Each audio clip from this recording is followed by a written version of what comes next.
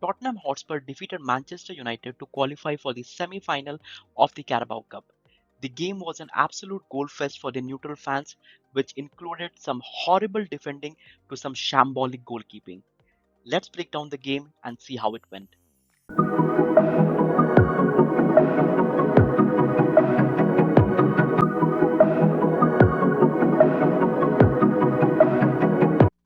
There were a lot of people who predicted that this will be a high scoring game because of the nature and the style of play for both the teams. Where Tottenham Hotspur, they like to go on attack, leaving spaces in behind, and so does Manchester United under Amorim, where they play with 3-4-2-1 formation.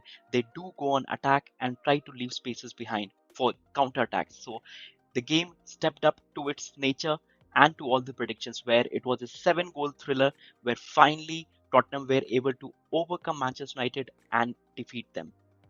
Now, all the goals that were scored had one or the other mistakes, either from the goalkeeper or from the defensive side. Tottenham were quick to take a lead early in the game in the 15th minute from a goal from Solanke, where there is a shot that is hit by Pedro Porro. The shot is pretty well hit, but unfortunately, the keeper parries the ball, and Solanke is the one to quickly react for it. There are a lot of defensive players for Manchester United who are right there.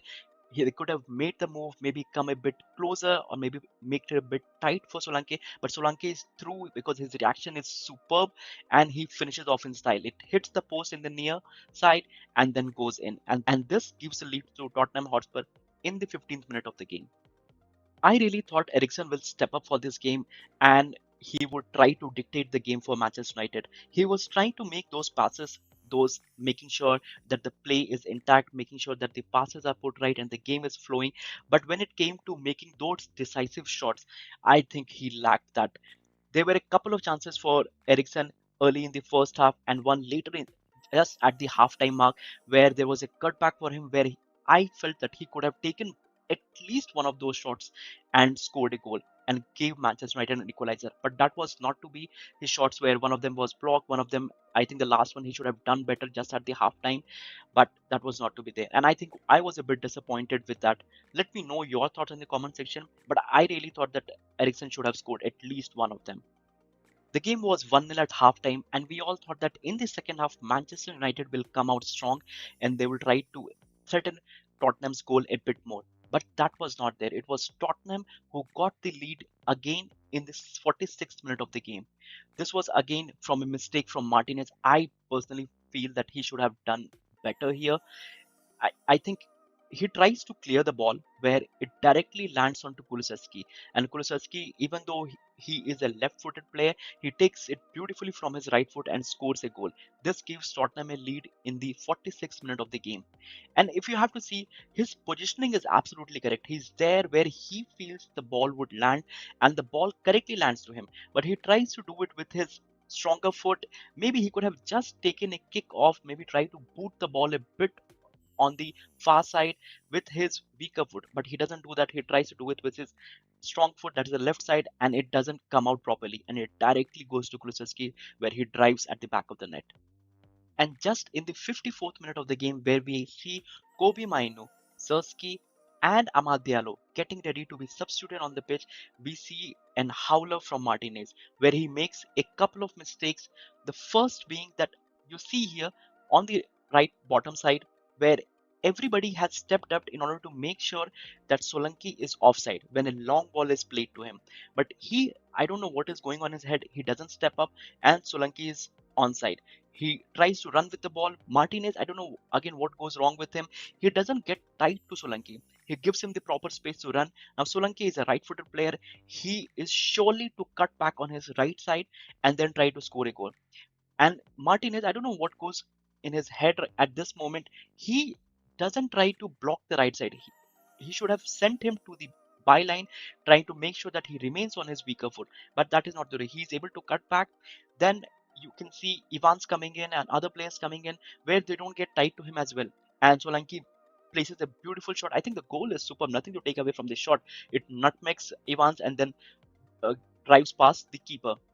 But for me, I think Martinez with the first offside thing that he just ruined for Manchester United, where they were trying to maintain a high line, he didn't step up.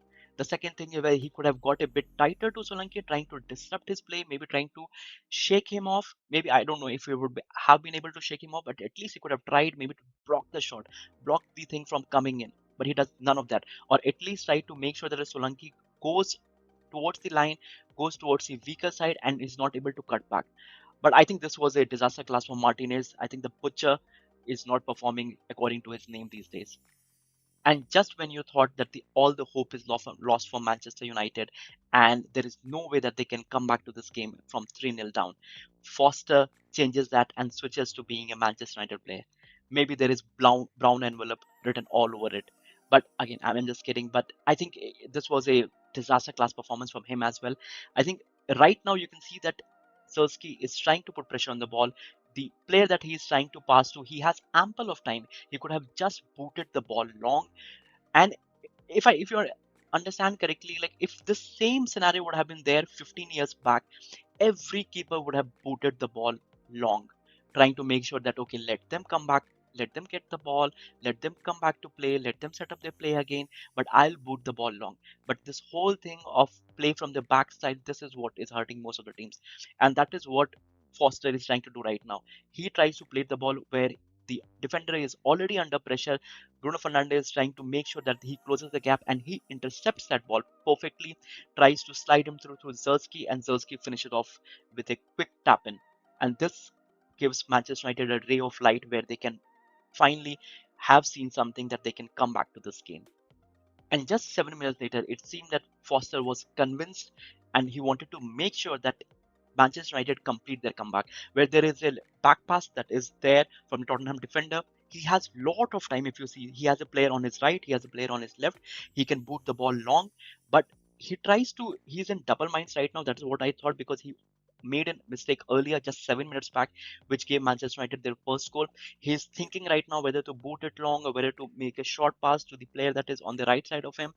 But in the whole moment where he's thinking and then he finally decides to boot it, Amar Diallo, I think I have to give the huge credit to him for his intensity and the pressure he puts on the keeper, where he slides in and the moment Foster is able to kick it, it directly hits Diallo and goes at the back of the net. And in the 70th minute of the game, Manchester United have made sure that they have 2 goals back and the game is completely on. After scoring the second goal, it was all Manchester United who were controlling the game. It was waves after waves of Manchester United attack, and the goal and the equalizer for Manchester United seemed highly likely. However, that was not to be there, where Tottenham get a corner and Son directly scores from a corner due to a Bayandir howler. I think he should have done better here. There were a lot of speculation where even Bayandir, the keeper, he went on to complain the referee. There is no VAR here. You need to understand. But I personally felt that he should have done a bit better here. There is some contact from the Tottenham player on one of the hand of Bayandir, but he is nowhere close to the ball. He will not be able to make that save anywhere in any form until unless he is a couple of yards back and he tries to stop it. But I think he should have done better here, irrespective of what the Tottenham player does. And this gives Tottenham a cushion of 2 goals in the 88th minute of the game. However, Manchester United don't lose hope, and with 6 minutes of added time, Tony Evans steps up to give them a goal in the 94th minute of the game. It is a well taken corner and a beautiful header that just he nudges it and it goes past the keeper. That gives Manchester United a 3 goal. And if you need to understand, if that goal would have not gone in rightly from a corner, they could have been leveled here and the game could have gone into penalties. But Manchester United did try to attack after that, but Tottenham were able to make the game slow, taking their time over the ball, and the game ended with Manchester United being defeated and Tottenham going into the semi-finals of the Carabao Cup. It was an absolute shite show from the keepers. So you can see both the keepers, Bayandir and Foster, are in red with 5 rating. I think I would have given them not more than 3. I think in terms of defensive performance, I think both the teams were not defensively sound. There were defensive mistakes all over the field. I think the attackers were the one who really flourished for both of the teams. But I think it's high time that Manchester United really move Eriksen, Casemiro, and Anthony on. I think Anthony, I really thought that he would really have an impact on this game, as I felt for Ericsson. Casemiro was not even given a chance in this game. He was not even brought on when I think they might have needed their help in terms of defensive abilities, where they were conceding so much from all over the place. But Ugarte, he was the good. He was the one who was defensively sound and making sure the things are intact. But in terms of Anthony, I think it's high time that Manchester United move him on. In terms of Højlund, I didn't think he was able to impact the game as much as I would have liked.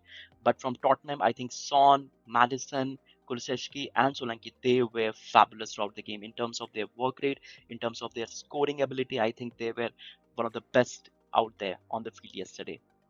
In terms of the substitutions for Tottenham, two of substitutions were pretty late in the 90th minute of the game, and one was for Madison.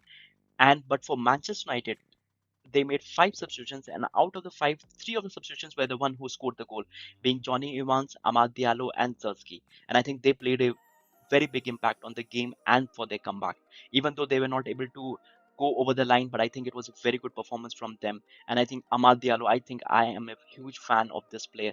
He is exciting to watch. He is his work rate, his way of pressing, his way of dribbling. I think I absolutely love him. In terms of the match stats, the game was pretty much even, but I felt Manchester United played better, even though they lost the game. But I think in terms of chances, in terms of position, and in terms of the overall playing style, they were playing better than Tottenham. So in terms of position, it was 46 to 54. Big chances, Tottenham had 2 to Manchester United 4. Total shots 9 is to 20. Goalkeeper saves 2 is to 2. Corner kicks 3 is to 8. Fouls 9 is to 12. Passes 423 to Manchester United 481. Tackles 24 is to 22, free kicks 12 is to 9, and yellow cards 3 is to 3. I think in overall, you can see that in terms of shot, in terms of passes, Manchester United did have an edge. And if you had watched the game, I think Manchester United did play a bit better, even though they couldn't come out on top of the game, but they were the better team in that game. With that, Tottenham are now into the semi-final of the Carabao Cup, where they will take on Liverpool in two legs. Do let me know your thoughts in the comment section. What did you think about this game? Do you think Tottenham really played that bad? It was just that they scored from some of the offbeat chances? Or do you think Manchester United, even though they played pretty well, they were not able to score the goal because of the defensive duties or defensive errors that happened during the game? Let me know your thoughts in the comment section. With that being said, don't forget to like, share, and subscribe, and I'll see you in the next video. Thank you.